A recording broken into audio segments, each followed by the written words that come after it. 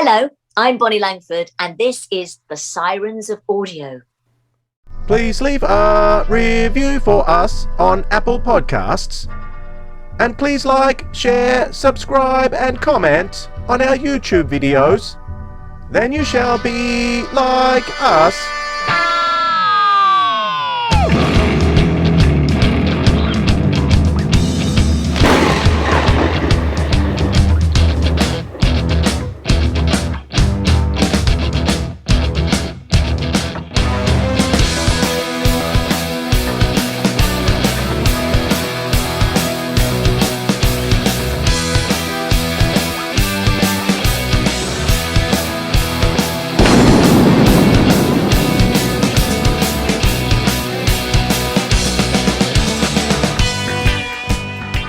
G'day audiophiles, this is The Sirens of Audio, the podcast that explores the universe of Doctor Who and the audio medium. My name's Dwayne. And my name is Philip. G'day Dwayne, g'day audiophiles. G'day Philip. We are still celebrating. We're still celebrating 100 episodes. We have a lot to party about, let's face it. 100 episodes, it's a century. So we've recently released our 100th episode with Colin Baker. So this is episode 100B. 100B, and it's not a series of Blake 7. This is an episode we thought we'd throw in because we've talked a lot about how our paths have crossed in the past, Philip, and one of the specific days that I remember was a day that there was an event with Sylvester McCoy in Sydney in about 2007. Does that sound right? I guess that's about right, yes. I should look it up, I'm not sure, but that sounds right. Who thinks about dates? It was whenever he was doing his tour of King Lear, because he was out here. He wasn't King Lear. He was playing the clown to a famous actor, Ian McKellen. Ian McKellen. Thank you. And I think it was before. It would have been before. Is it called the clown or is it called the fool? Good question. One of those two. My Shakespeare's. I always thought it was the fool. It might be the fool. Anyhow, it's the clown role in Shakespeare. Which, he always has one. And so he was on tour. King Lear didn't play in Sydney; it was playing in Melbourne. Right. But Sylvester agreed to fly up to Sydney to do this event before flying to New Zealand, where the tour was continuing. So Sylvester didn't roll because of the role in King Lear. He's dead by the end of the first act. So Sylvester got to tour, and I think there might have been. I'm trying to think. There's 2 plays. But certainly, within the King Lear, he's finished by the intermission and he can go home, and so it's quite a nice little part for him. And he agreed to fly up to Sydney, while the rest of the cast flew to New Zealand. And he did this day event for us, and he then joined the rest of the cast over in New Zealand after he came and talked to all of us. So that would have been a very exciting day for you, Phil. It was. In fact, I think by this stage I'd interviewed David Banks, the cyber leader, before this. But usually Todd Belby, who we've had on the program, Todd was the main person who did most of the interviews. Dallas did a lot of early ones too, but Todd was kind of known as the interviewee of guests. And Todd is a superb interviewer, so he's always great to listen to and to watch. And I admire him greatly in that he's done amazing interviews with a lot of Doctor Who cast. But he had gone down to Melbourne to watch King Lear, so he'd actually gone down for the performance, which I hadn't done. It hadn't occurred to me to spend that much money, and I didn't know they were going. But because Sylvester agreed to come to Sydney, they had no one in Sydney because Todd was still down in Melbourne. Otherwise, he would have done it. And so I got the privilege of being asked to, would I do the interview? So someone says, do you want to interview a doctor? The immediate answer you say is yes. Of course you do. Not even a second thought. No, so I just jumped at the opportunity, and it's the first of lots of chats I've had with different people and different doctors and different companions. Even more so now, of course, we've been doing stuff together, and many more to come. But it was a great joy to get to do this for that event, and it was a pretty packed room. I'm trying to think. I think it was at Bankstown off the top of my head, sports centre. But I think it was at Glebe actually. I think you're right. It was at Glebe. Okay, the Glebe RSL, Return Servicemen's League. That's right. That's right, where we had all the smaller day events. Yeah, I'm not sure whether other people in other countries have an RSL, but one of the big clubs that Australians have is we celebrate those who've served overseas and particularly in the wars. and nearly every suburb has a club called an RSL or an RE. If you're Australian, going to the RE. And Glebe, this was Glebe RSL, Returned Servicemen's League, and we had lots of events there over the years. It was a great time. Little stage, big room, and I do remember it being very packed. 300-400 people turned up on a Sunday morning, and it was about 11 o'clock, I think, on a Sunday morning. It was a great time. Now, why were you there, Dwayne? Well, I didn't want to miss the opportunity to meet a doctor. So I was living in Tasmania at the time, and I flew up. I'd organised with someone to bring my camera, and there were two of us filming the event. So I was on one side of the stage and someone was set up on the other side of the stage. And the footage of that remained lost for many years. And it was only recently that we were talking, and I thought I must go out and see if I can find that digital video cassette, because they're still on cassettes in those days. And I thought I was rummaging around in my shed and I found it. What I did discover, though, was that much of the interview, unfortunately, had been recorded over. I must have been going through a I'm sick of Doctor Who phase and record over it. But the last portion of the interview was still there, which I've ripped it to my computer, but I haven't actually looked through it yet, Philip. So you have. Oh, really? What goodies have we got? What goodies have we got to look forward to? Well, there's some really good questions, and Sylvester's in fine form, and it starts talking with Sophie and Sophie's casting. So I guess what we've missed is the lead up to Sylvester's background. He's getting the job, his first season working with Bonnie, but we take up from when Sophie joined the crew. So that's where we're starting from. So as part of our 100th episode celebrations, we're going to share that interview with you right now. It is available, of course, on the podcast feed, and you can watch it too. You can watch Philip in fine form with Sylvester McCoy on our YouTube channel. So here it is. I think that's why she left, because she felt like she wasn't going down well. She wasn't one of the popular ones. So Sophie over the tour of the road with Ace. Yeah. Did you have any part in her casting? Or? Well, yeah, they came to me and asked me if they thought she'd be a good companion, and I said yes, because by then we'd worked together on that one story, Survival, I think. No, not Survival. Dragonfire. Yes, we worked on Dragonfire, and we got on really well, and she laughed at all my jokes. That's good. So I thought, well, she can stay, and she still laughs at them. It's amazing. It wasn't as if she was laughing at them just to get the job. I mean, she actually does think I'm funny. Strange woman. Anyway, we got on incredibly well, and still great friends. And particularly with the chemistry, now the two characters have really got into a change in direction, much more modern in terms of the companion story became more of a focus. You became more of an enigma as a character. Yeah. Was that something that you were keen to see happen and to promote?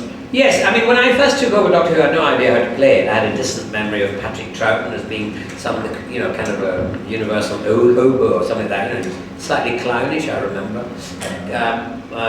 And so I kind of played it that way. But then as I started to realise what it was about, I changed my mind. And the scripts already had been written for the next series, so it took a long time to change it round. I wanted to make it darker, more mysterious, and eventually the script editor and myself chatted, and we came up. We both agreed that we would try and create the mystery again of the Doctor, as he had been in the early days. The mystery had gone, and we wanted to try and create that. And also, maybe drop in that maybe he might be a dangerous. He's not that, he's not that good. Maybe you don't know quite. Just make him more mysterious, more uncertain about it, and that's what we were working to. At the same time, I had insisted that the companion wasn't going to be a screamer, like all the others used to be. Oh, Doctor! Ah! And all that, and that she, in a sense, would be part of the process. And I also have very selfish reasons for that. So I used to get lots of speeches with long gobbledygook scientific terms, and they were a nightmare to learn. So I used to try and get them so that we could write the script so that I could start them off and then turn to Sophie and say, Ace, what do you think? And she'd finish the speech off for me. Yes, and because she was really good at remembering lines when she started working with me. But by the end of it, she couldn't remember lines either. I used to have these pockets. There's two, one here, one there. And if you look at very carefully, if you can be bothered, at the shows, you'll see sometimes this pocket bulging. That's early in the day, because in that pocket are the scenes, written down, script for the scenes we're shooting that day. And then slowly, as we did the scenes, this pocket would start to bulge out. So you can tell what time of day we did the scene just by looking at the pockets. And of course, I was always being, and then, yes, take me to your leader. Oh, great, Davros, and and by the end of it, Sophie was always rifling in my pocket looking for the script. So that's how we got through it. How did you find the production schedule? You filmed 5 months of the year? Yes, there was 5 months then. They used to do 26 weeks, so, maybe, I suppose, 10 months, I suppose. Anyway, we did 5 months, which is terrific, because I did 5 months of Doctor Who. It was a good job, well paid, and then I could go off and do theatre work, lesser paid theatre work if I wanted to. Or any other kind of work. I did, and so that mix was great as an actor. Whereas some of the other actors who did Doctor Who had to give up the whole acting career just to do Doctor Who for that time, as does David Tennant at the moment. Anyway, it was nice working on it, but there was still not enough time to do all the shows. We were always up against time. Being a Time Lord with no time seemed ridiculous, but anyway, that's the way it was. So what would you say the high points of those 3 years you were working full-time on the show? The high point? I don't know really. Well, I think I enjoyed the last season more. The Doctor had become darker, but also the comedy was still there. You could play with both facets of the character. Some of the stories were well written. I mean, Survival I just reviewed. I haven't seen it for 20 odd years, and I just saw it recently, and I was amazed how good it was. But the costumes were terrible, and the cats were appalling. But, they were a very big part of the show, so it didn't matter that much. No, it didn't. But I must say, the black cat, that was very sad, because what they had originally had was a real cat, and they were told it was trained. Can't train cats. They couldn't train. So I mean, they got this trained cat and said action. That was the last thing. So they had this animatronic, which was only meant to be a split-second look. Kind of. So if they did it quick enough, you wouldn't notice that it was like someone with his hands stuck up the cat's bottom. But that's what it looks like now. But even.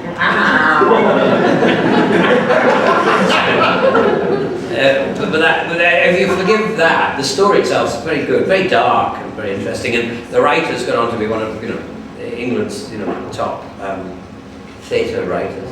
So that's good. With Anthony Ainley was. Anthony Ainley, yes. Well, he was the master, and he always said, the only role I ever want to play in life now is the master. I mean, he was just as frightening off the screen as he was on it. Frightened the life out of me, I can tell you that. But it was great to work with him, because he was a great actor. It caused me some damage though, because in that particular story, we were fighting, and he had a big femur, bone of some animal or something like that, and he was supposed to be hitting me with it, but he wasn't actually supposed to be hitting me with it.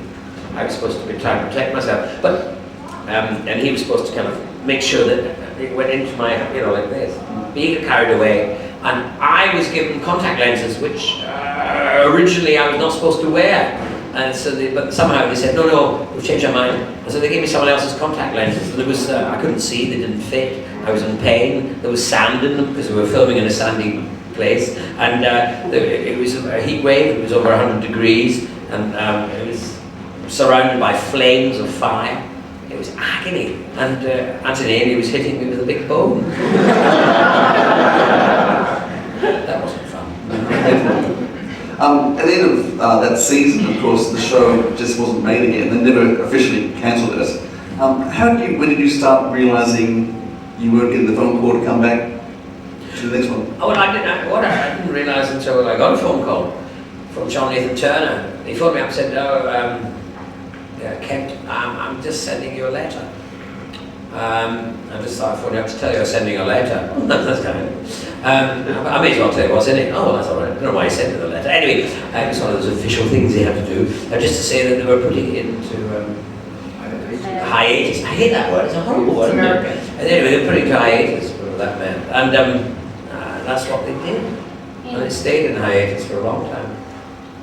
Yeah, long time. 1996 though, you got a call to come back. Yes. How did that come about?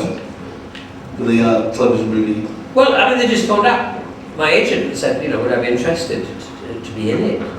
And because they wanted to do the regeneration scene, and they didn't want to have to do the same as they did with Colin and I. In fact, I'm the only doctor that's played two doctors. I'm the only actor that's played two doctors for a Trivial Pursuit questions.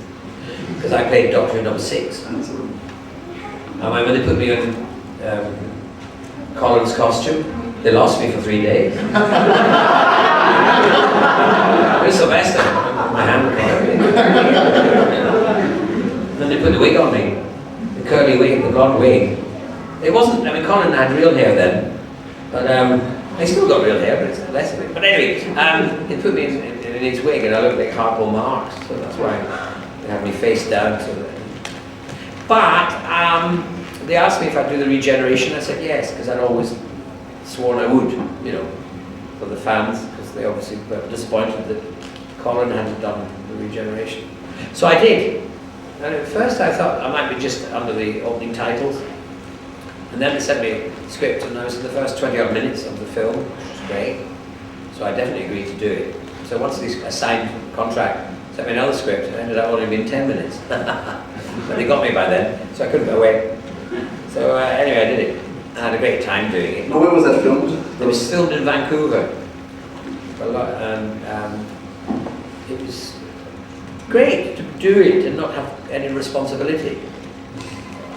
And they treated me like a king, and they were, the producer was very kind to me. He had a great respect for Doctor Who. But I think it was too complicated for the American audience to start off a new Doctor Who with 2 doctors.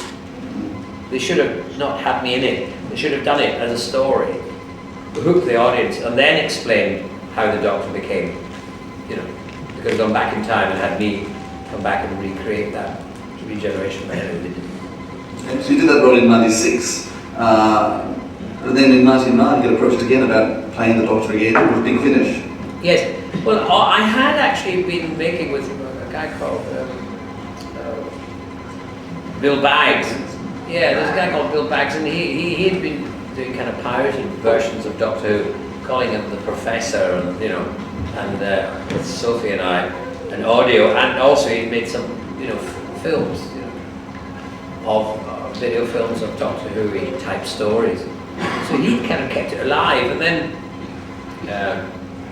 Russell and Jason kind of started up their own company and started making them, and then they became very successful. And all, as you know, those who listen to them, all the old so-called classic doctors who are still alive, apart from Tom Baker, makes them. How do they work in terms of the weekend recording? Yes, 2 days. So how far, you're now on tour for 6 months, have you got some in the bag that they're going to be releasing? Or? Well, there was one. I did one hurriedly. And I was supposed to do another one before I left. They asked me, they said, what would you like to do? An audio Doctor Who story. And I said, a silent movie. So we're going to do a silent movie. Somehow. They got really excited by that. They got, someone's going to write a silent movie. Are you serious? I'm dead serious. Then they have called a scene in one, so I guess you mean silent, it's possible? Silent movie, we're going to do one. It'd be interesting to see how it turns out. Do you find that 2 hours of nothing. I think on last count you've done about 26 of their audio stories. Which wow. Is twice what you did in terms of Doctor Who stories. Yeah. Because you just go in for a weekend, have the script there, you tend to this pass in a blur. Yes, they do in a way.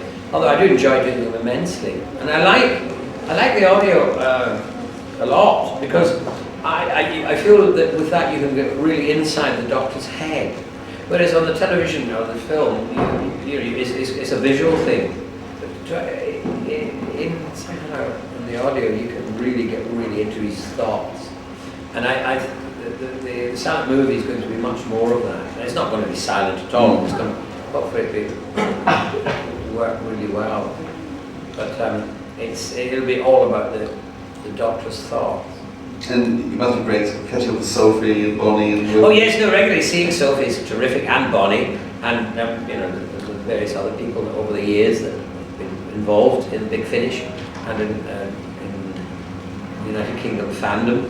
It's really nice to work with them. Do you know what to expect? You just turn up in the day and get the script and see who's there? Sometimes, they send me the script and, they might sometimes have a cast. So, and we're getting great casts in it, top class actors.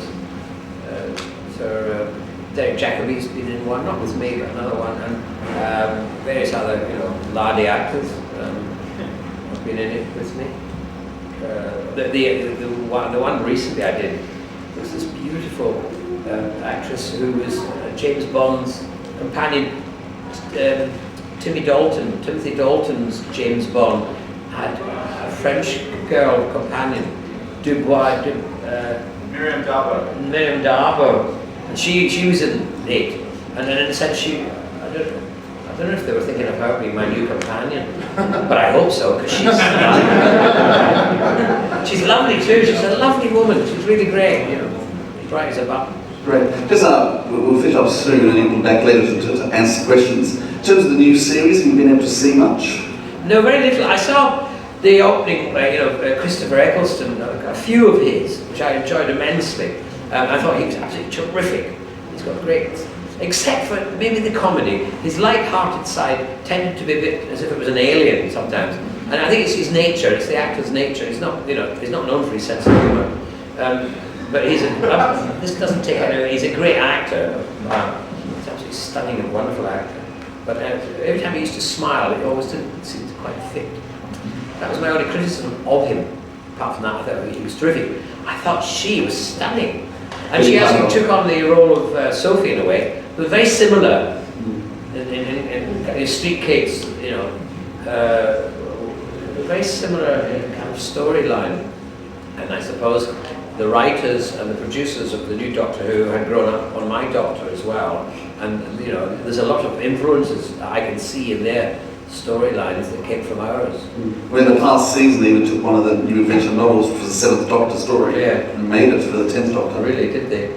Well, and also there was one, a Second World War one, and in that we did the Second World War one, and in that Second World War one, Sophie had to pick up a baby, and that baby, I can't remember it now, it was her mother or it was her granny or something like that. And then in the one that they did, Billy Piper had to pick up a baby, and that was her mother or it was herself. It was all some echoes of things that we did are in the new one. We met David Tennant. I worked with David. He did a Big Finish with me. We did one of those. Colditz, wasn't it? Was it Colditz? Yes. And he's a lovely bloke. He's he's a terrific actor as well. So I think Doctor Who's in very good hands. Do you think there's a place for the 7th Doctor to make an appearance? Oh yes.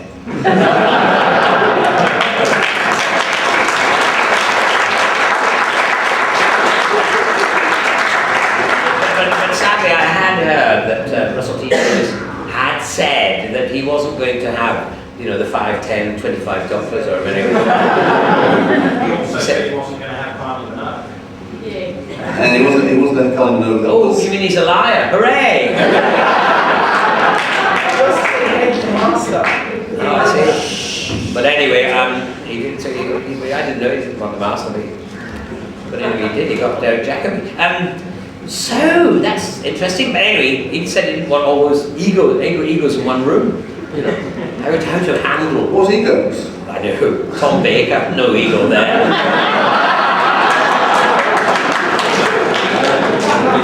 Okay, thank you so much for your time, Sylvester. Pleasure. Sylvester will be back soon and we'll be doing autograph in a moment. Brendan, if you would like to thank, please, Sylvester McCoy.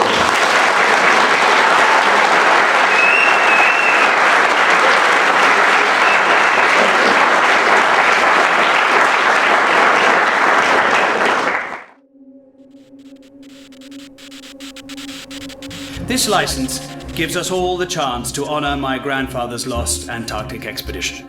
It will not only enable us to discover what fate befell him and his faithful team back in 1929, it affords us the opportunity to pay our last respects and lay their remains to rest. Arista Watson, dig site. Do you read? Over. Dig site. Prof, come in for God's sake.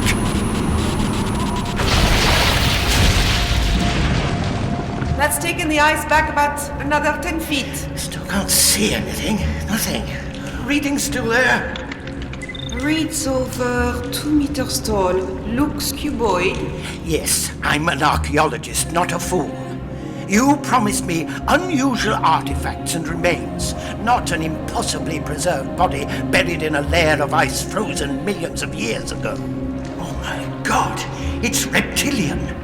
This is what you were expecting, weren't you, Gossett? Reptilian, indigenous to Earth. Who the hell are you? I don't remember. You idiot!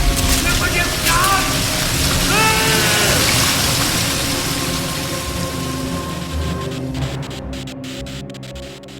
done! So there you have it, Philip.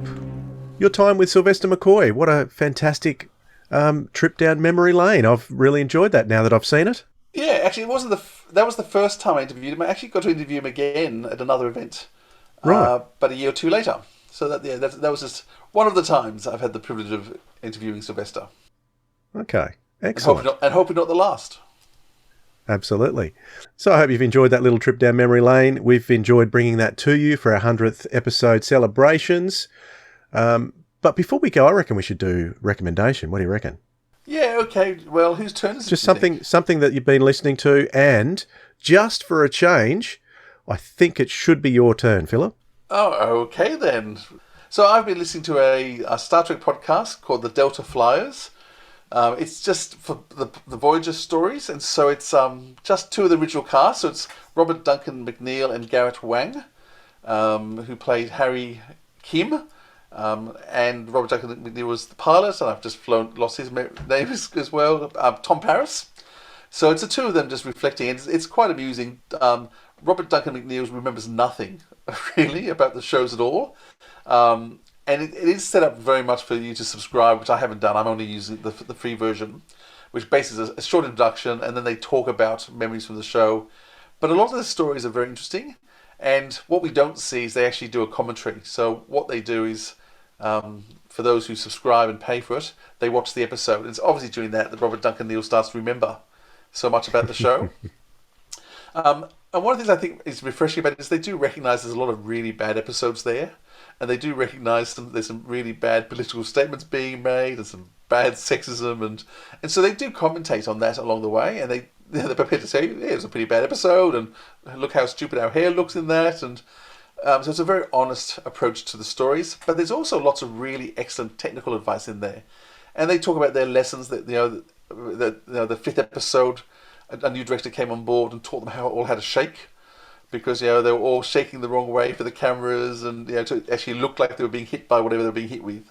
And this director all gave them shaking lessons, and so there's some lovely funny stories along the way. The two of them obviously get on really well together. One of my old podcasts, which I really used to love, was the West Wing podcast.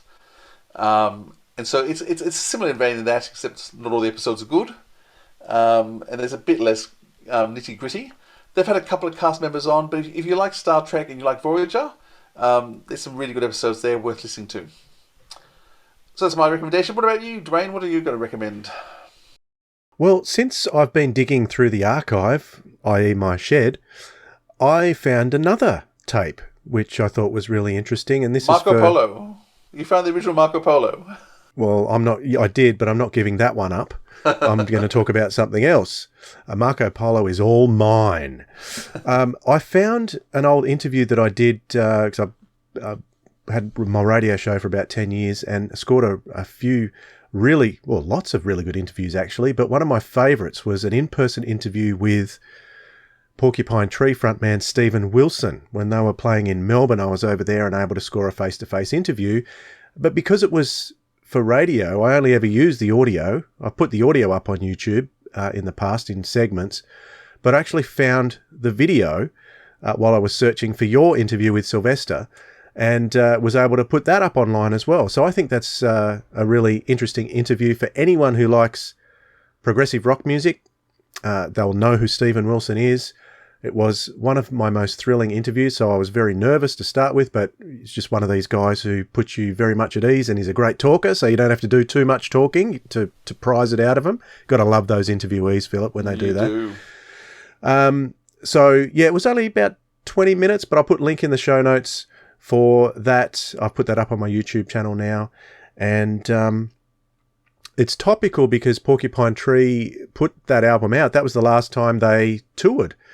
And then they never officially split, but Steven Wilson was working on his solo career since then, and Porcupine Tree are just about to release a new album in a couple of months' time after about 12 years. So it is slightly topical as well. So I don't think I got much of the concert that night. I was still on a buzzing on a high. You know that high buzzing after you speak to someone you really admire? Sort of there for a while. I didn't hear much music after that, I can tell you. I know exactly what you're talking about. Yeah, that was quite a thrill. So check that out if you like. So next time on The Sirens of Audio, we are getting back together with our old friend Kenny Smith. He's going to be joining us, and we're going to be talking about the latest Fourth Doctor Adventures release called Solo. 2 stories from that have been recently released, and we're going to have a great chat with Kenny, I'm sure. I'm sure we will. Make sure you get a chance to try and listen to those episodes before we talk about them. Absolutely. And they're worth listening to, but we're going to have a good chat about them. Because we are dropping a spoiler or 2 here and there, so it would be good if you hear the episodes first. But if you don't mind a mild spoiler, tune in and it will give you an idea of what we think of those stories, because we were very impressed, let me tell you that. All right, that's it for this bonus installment of the Sirens of Audio. We really appreciate your company. Thanks for joining us. Thanks for what you did all those years ago, Philip. Well, glad it's still coming useful. All right, catch you next time. Bye. This has been a bonus episode of the Sirens of Audio, an afternoon with Sylvester McCoy, with the man himself and your hosts Philip Edney and Dwayne Bunny. Theme music by the Jackpot Golden Boys. Contact details, links to our podcast and video locations, social media and more can be found at sirensofaudio.com. Send us some audio feedback via anchor.fm/sirensofaudio. Drop us a line at sirensofaudio@gmail.com to give us your thoughts about a podcast that we've done or the latest audio drama you've been listening to, and we'll share it on a future episode. And why should you do this? Because audio drama...